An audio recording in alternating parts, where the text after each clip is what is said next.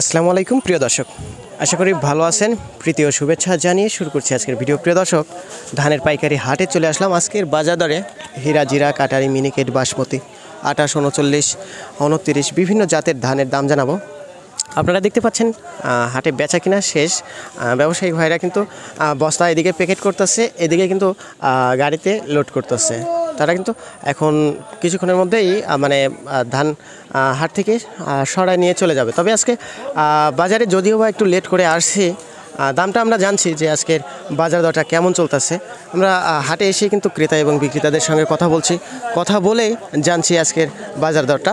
তো গত হাটে এই হাটে আপাতত পাবনা জেলা থেকে আমি কিন্তু ভিডিও করে থাকি।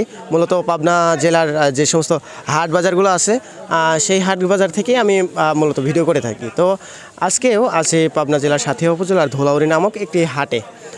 আর আজকে আমরা ক্রেতা এবং বিক্রেতাদের সঙ্গে আলাপ আলোচনা করে জানতে পারছি যে 28 ধান যেটা হাটে আছে সেটার দাম সূচি 1150 থেকে শুরু করে 1170, 80 এরকম আর কি প্রতিমন বেচা কিনা হয়েছে।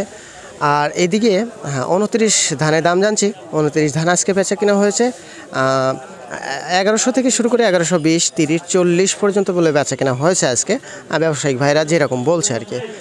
আর এদিকে জিরা, কাটারি, মিনিকেট বা বাসমতি চিকন কোয়ালিটির যে সমস্ত ধান আছে আর কি, সেগুলো কিন্তু এই হাটে আমদানি কম। আমরা দেখতে পাই যে এই হাটে নাই, অন্যান্য হাটে কম বেশি দেখা যায়, কিন্তু এই হাটে নাই দেখি আর কি।